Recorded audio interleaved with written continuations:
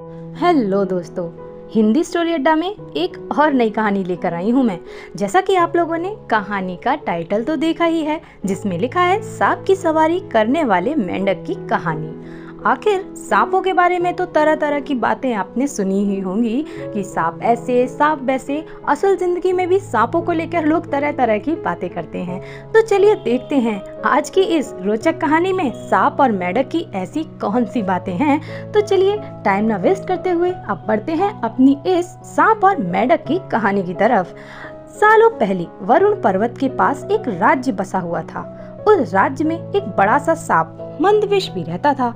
बूढ़ा होने की वजह से वह आसानी से अपना शिकार ढूंढ नहीं पाता था। एक दिन उसने तरकीब सोची। वो तुरंत मेंढकों से भरे हुए एक तालाब के पास पहुंच गया।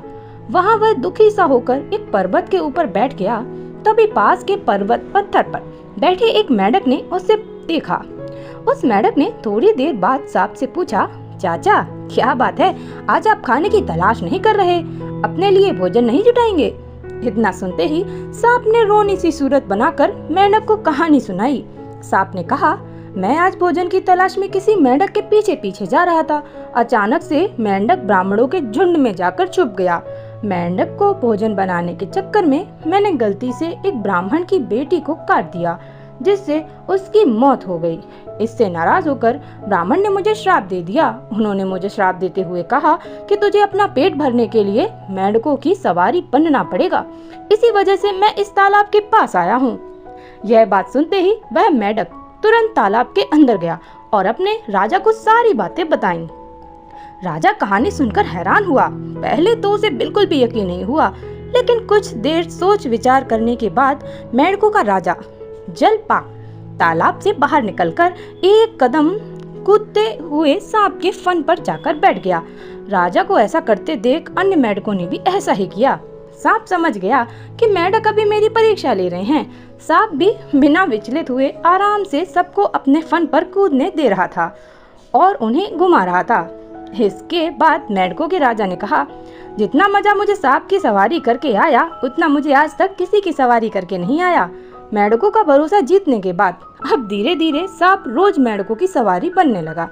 कुछ दिन बाद चतुर सांप ने अपने चलने की गति थोड़ी धीमी कर दी। यह देखकर मेंढकों के राजा जलपाक ने पूछा, हे सर, तुम्हारी चाल इतनी धीमी क्यों है? इसके जवाब में सांप ने कहा, एक तो मैं बूढ़ा हो गया हूँ और ब्राह्मण के श्राप की वजह से बहुत दिनों से भूखा भी हूँ। इसी वजह से मेरी गति कम हो गई है। इतना सुनते ही राजा ने कहा, तुम छोटे छोटे मेंढकों को खा लो। यह सुनकर मन ही मन सांप बहुत प्रसन्न हुआ। उसने कहा, राजन, मुझे ब्राह्मण का श्राप है, मैं मेंढक नहीं खा सकता, लेकिन अगर आप कहते हैं तो मैं खा लेता हूँ। ऐसा करते करते वह रोज छोटे छोटे मेंढक खाने लगा और वह तंदुरुस्त हो गया। अब सांप को रोज बिना किसी मेहनत के खाना मिल रहा था।